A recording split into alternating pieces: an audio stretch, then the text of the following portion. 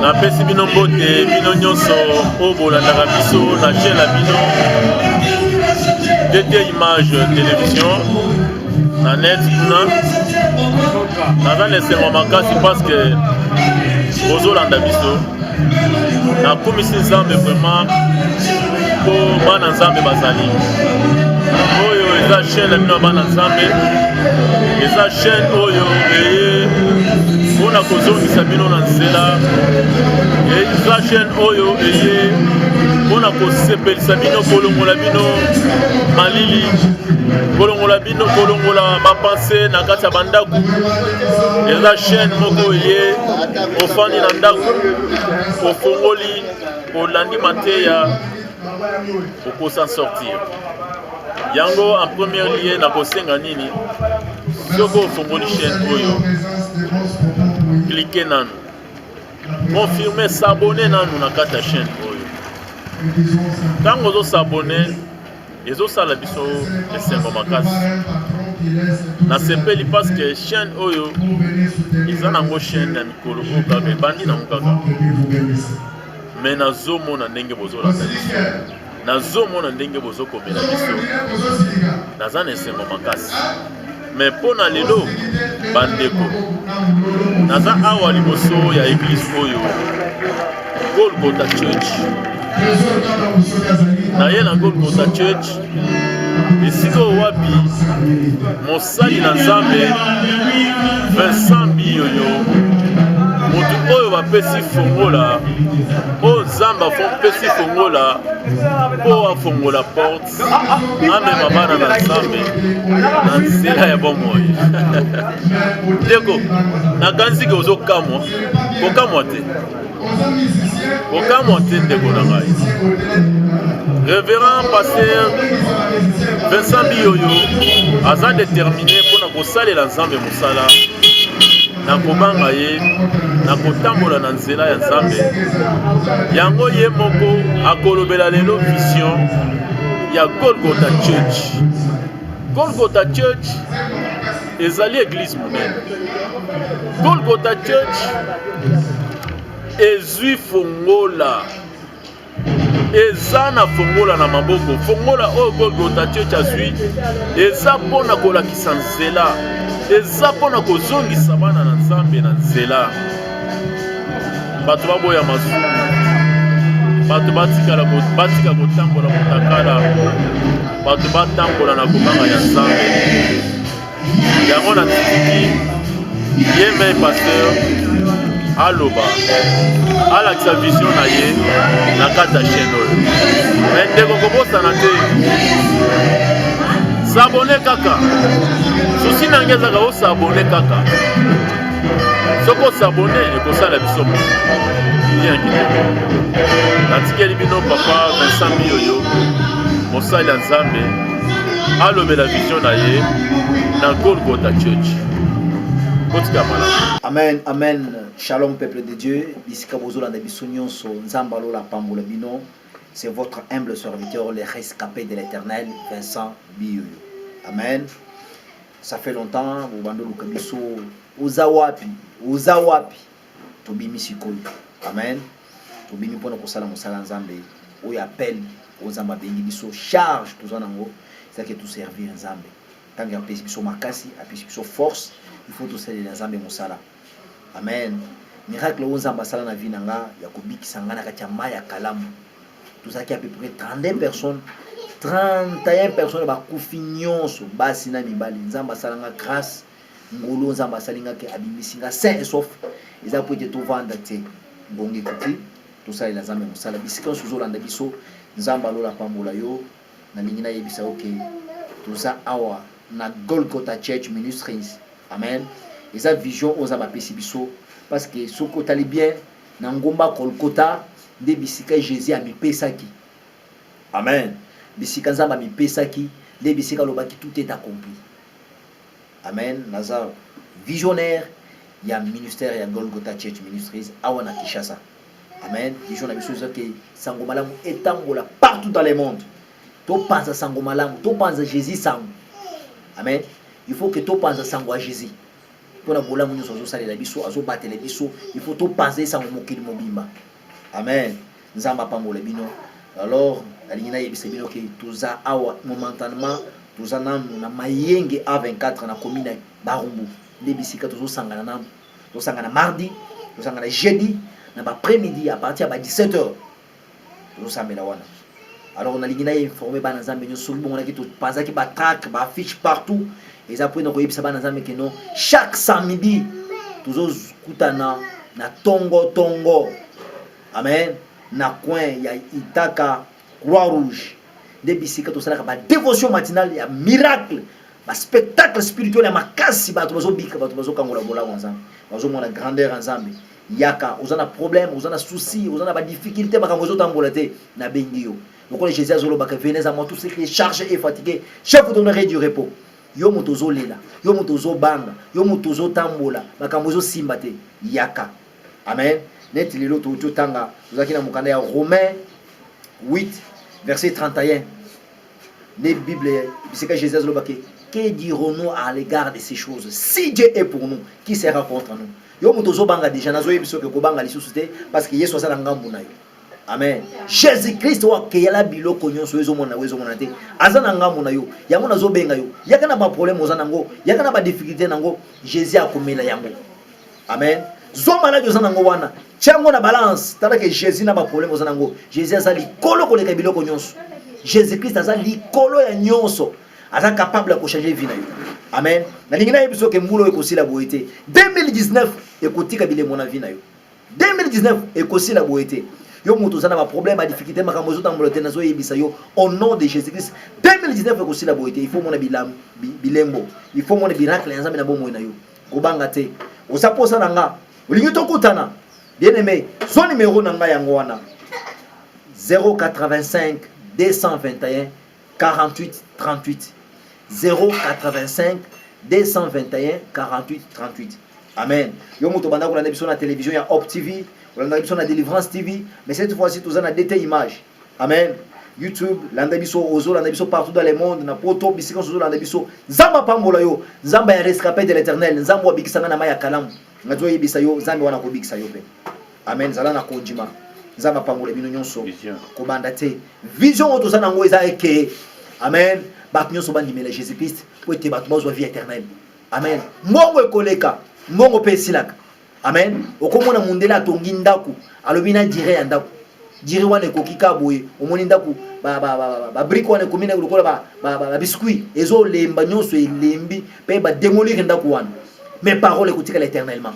Amen. Souci na biso, vision na biso. Yesu atindi biso de façon que batnyo so bakoma ba yekoli na ye. Amen. Nde mission tozana ngo de façon que non mokolo tango ko telema na yesambiselo ole ka kote pe na lola. Amen. Mbongo serien ekotikala biloko ekotikala mbongo pe silaka mituke kufaka mais loko ekufaka te eza liloba ya nzambe ekufaka te. Bisiko nso zolanda biso nazo yebisa yo tozongela parole. Tant ekokia kozongela parole, kozongela Jésus.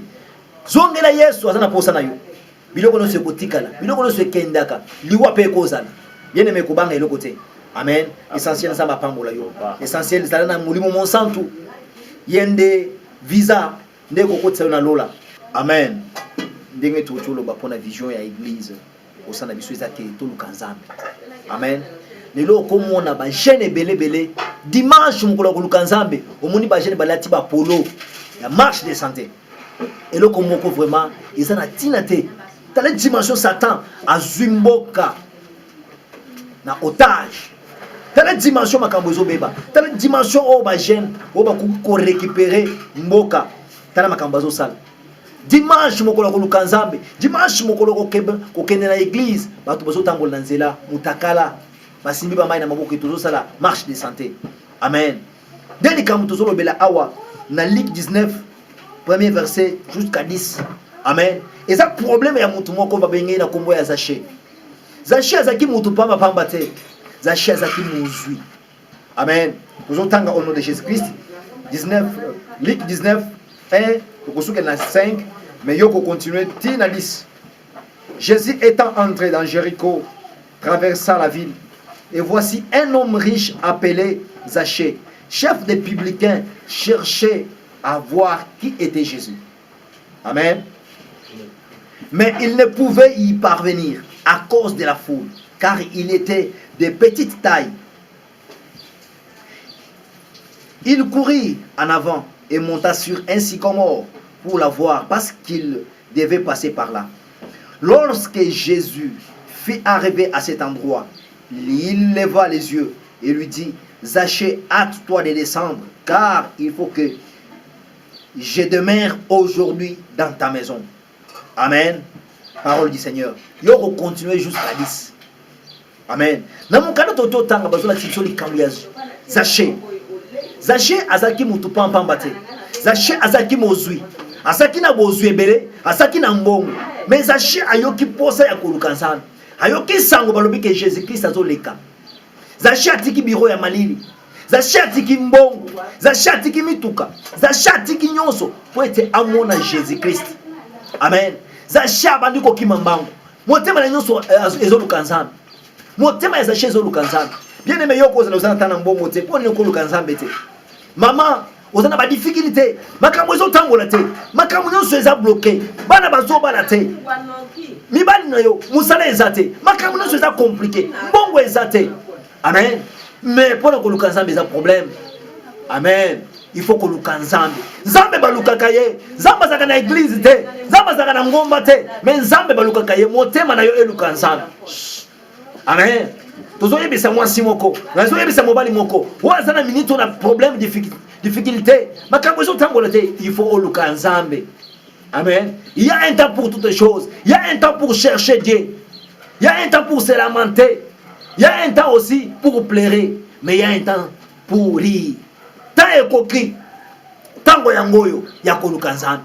Yo muto zobela. Yo muto zana problème difficulté. Tant yango ya koluka nzambe. Nazo benga basi ba mibali. Boluka nzambe. Amen. Zachée azaki na bozwi ebele. Azaki muto mbongo ebele. Mais Zachée atiki nyoso biki lelo il faut na mona nzambe. Lelo il faut na mona Jésus. Zachée abandi kokima mbango. Motema na nyonso zoluka nzambe. Amen. Voilà vision oyo to sali poke, to sali musala, to sali église ya Golgotha Church. Pour être batu bazongela nzambe, batu baluka nzambe. Amen. Okomona mutu muso zobima tongo 4h 5h poke ne koluka mbongo. Amen. Mais ça na tanga koluka nzambe te. Te oza mutu ya pasi. Oza malere. Vomye koluka nzambe ke koluka mbongo. Soko oza na nzambe oza na nyonso. Amen. Voilà vision to zanango. Voilà vision to zo sala. Oke batu bazongela nzambe, batu baluka nzambe. Tango koluka nzambe, luka ye na motema na yo mobimba, luka ye na misu na yo mobimba, luka ye na makasi na yo nyonso mobimba. Zachée luki nzambe, hatiki mbongo, hatiki biro na ye, hatiki bana na ye, hatiki mituka, hatiki mbongo, hatiki nyonso. Fosa na yeke amona Jésus Christ. Amen. Zachée atali liboso na amoni fule ya batu. Amen. Na nzela koluka nzambe, okokuta na batu. Batu bakoblokele nzela. Amen. Batu bakotelemela yo. Amen. Mais soki yo zongi na sima ba bloquer yo. Soki yo sale makamwe baby. Mais na lingi na yebisa mutu moko ke. Hato kutani na ba full. Hato kutani na batu liboso bazo chao ba kroka jam. Kubanga te. Kozonga sima te. Yo lukanzana. Amen. Zachée moni batu baze bele liboso na ye. Zachée bandi ko luka. Fosoni na kopi ko mona Jésus et simbite. Amen. Zachée bandi ko lukanzana. Haso luka na motema na ye mobimba. Amen. Bible zolo ba ke Zachée azaki pe mukuse. Ki mukuse na ye epekisiye. Et bloquer le soupete. Moya mona nzambe ezate. Moya luka Jésus ezate parce que azaki mukuse makasi.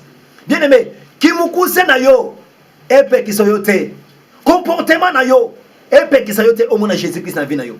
Amen. Peut-être ozaka muyibi, tika muyibi. Peut-être ozandoki, tika kindoki.